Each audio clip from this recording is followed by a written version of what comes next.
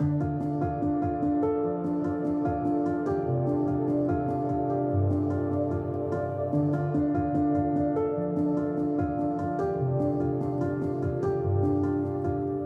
้งแต่อดีตมาถึงปัจจุบันพระผู้เป็นเจ้าได้ทรงพระผู้ให้การศึกษาแก่มนุษย์มาตามลำดับที่เอิ้นกันว่าพระศาสดาของพระผู้เป็นเจ้าคำสอนของแต่ละพระองค์เป็นพื้นฐานสำหรับความก้าวหน้าของอริยธรรมพระศาสดาของพระผู้เป็นเจ้ามีหลายพระองค์เช่นพระเอบราฮัมพระกฤษณะพระโมเสสพระโซราสเตอร์พระพุทธเจ้าพระเยซูคริสต์พระมูฮัมหมัดและพระบอบพระบาฮาอุลาห์ซึ่งเป็นพระศาสดาของพระผู้เป็นเจ้าองค์ล่าสุดพระองค์ทรงตรัสว่าศาสนาต่างๆของโลกมาจากจุดกำเนิดเดียวกันและเปรียบเสมือนบทเรียนแต่ละตอนที่เชื่อมโยงต่อเนื่องกันของศาสนาอันเดียวกันของพระผู้เป็นเจ้า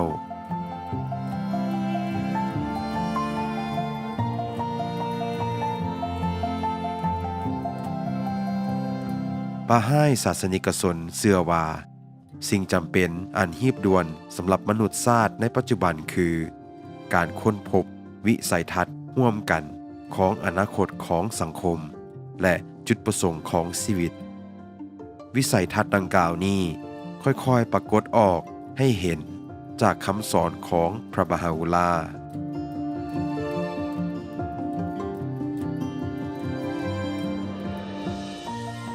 ศาสนาบาฮาแม้นศาสนาแห่งความหวังและสันติภาพซึ่งนำเสนอคำสอนใหม่ที่เหมาะสมต่อความต้องการของสังคมอันทันสมัยของยุคใหม่เพียงแต่2 ศตวรรษที่ผ่านมาพระผู้ประกาศศาสนาพระบาฮาอุลาห์ซึ่งมีความหมายว่าแสงสว่างของพระผู้เป็นเจ้าพระองค์ได้ทรงประกาศให้ชาวโลกรู้ว่าพระผู้เป็นเจ้ามีเพียงองค์เดียวศาสนาทั้งหลายในโลกมาจากพระผู้เป็นเจ้าองค์เดียวกันและมนุษยชาติทั้งหลายถูกสร้างขึ้นมาเท่าเทียมกัน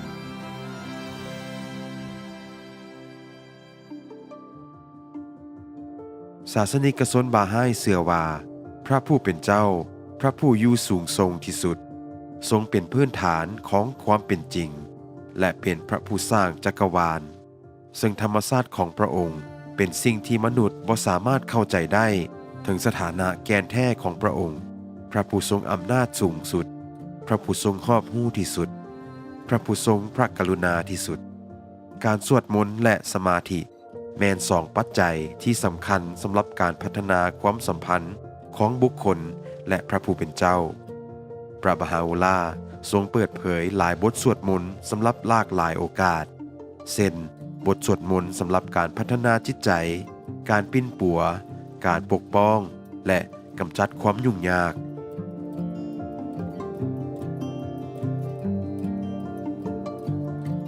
พระบาฮาอุลาห์ทรงกล่าวว่า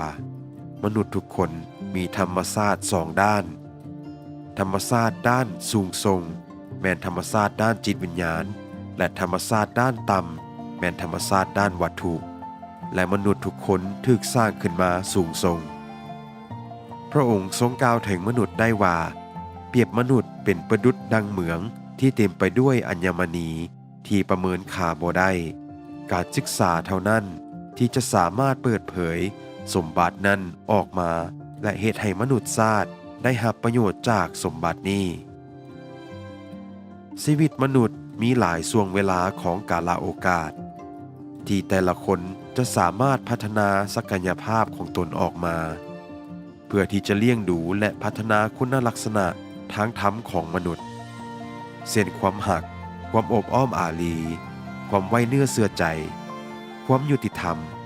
และเพื่อที่จะประกอบส่วนอย่างตั้งหน้าต่อความก้าวหน้าของศีลธรรมของมนุษยชาติความรุ่งเรืองและสวัสดิภาพ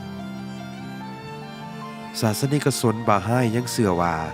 การเฮ็ดเวียกในรูปแบบการรับใช้ต่อมนุษยชาติคือการปฏิบัติบูชา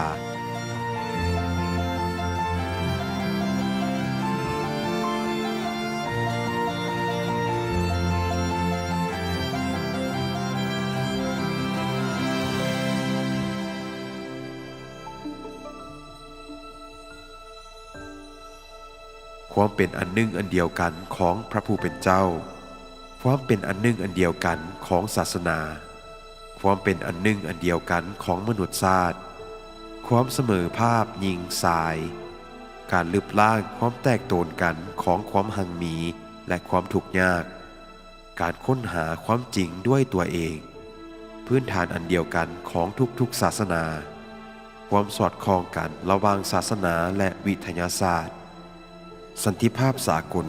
คุ้มครองโดยรัฐบาลโลกการลึบล้างอคติทุกรูปแบบมนุษย์ทุกคนต้องได้รับการศึกษาทางออกทางด้านศีลธรรมต่อปัญหาเศรษฐกิจ